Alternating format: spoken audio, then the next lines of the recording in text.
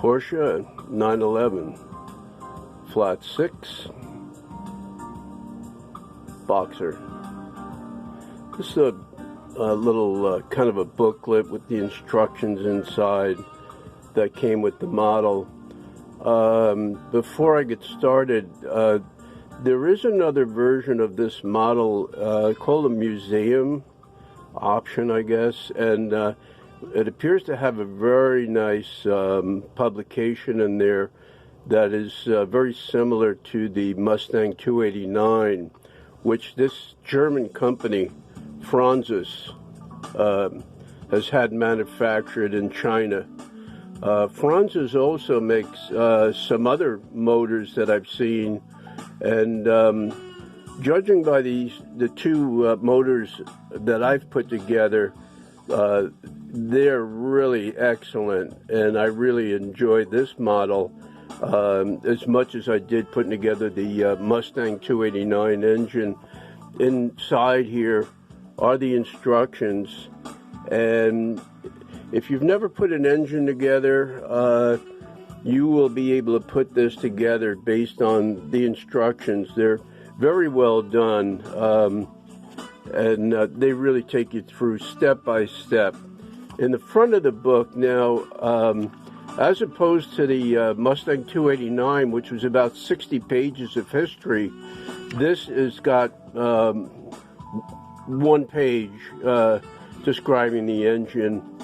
So anyway, onto the model itself. Beautiful representation of the Boxer engine. It's looks really very nice. You get an excellent view of the parts of this engine here, the rocker arms, spark plugs, exhaust in the back here. Very nice view. Looking down here in the bowels of the engine.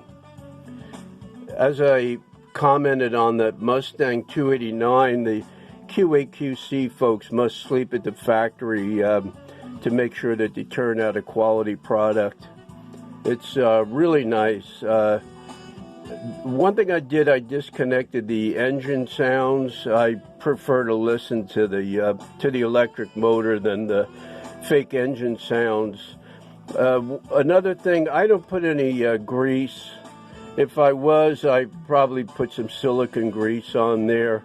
I've never had any trouble with spinning a bearing or scoring a cylinder or any of the things you might incur with a real engine. You're not going to use this that much. The fun really is building it by yourself or with someone, and then operating it for the first time to see what you've accomplished. So anyway, let me go ahead and start this thing for you. This, like the Ford 289, is one of the quietest, two of the quietest models that I've put together.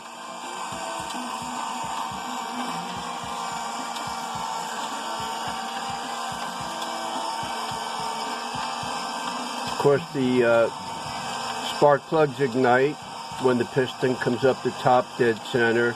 You get a pretty good look at the rocker arms going off in there. Another thing that I like, take a look down here into the inner workings of this thing. Try not to make anybody seasick. Very nice view of the crankshaft, pistons operating also. Something I like about this model are the spark plug wires that are faithful to an actual engine, as opposed to a lot of the other models. They've got a pair of wires and kind of looks like a rat's nest. This is quite well done. The couple of things that I changed on this model, I painted the base black on this. I like that better than the white, and I also painted the hole in the tailpipe black. Aside from that, this is a stock engine. I wouldn't quote a price because what I've seen, prices are all over the place on the internet. It might be advisable, just Google the engine and take a look at prices. Also, I would look for that museum option on this thing, and you would really get a very nice publication. This similar to the Mustang 289. And if you're a Porsche fan, Boxer fan, or a Flat Six fan, I think it'd be very worthwhile to get that other publication. So essentially, there you have it. It's a joy to build, joy to operate. This is one of the higher priced engines that I've built. I've put together 7 of these visible engines over the last few years. This and the Mustang 289 are 2 of the most expensive ones. They're also 2 of the absolute most beautiful ones to look at and to operate.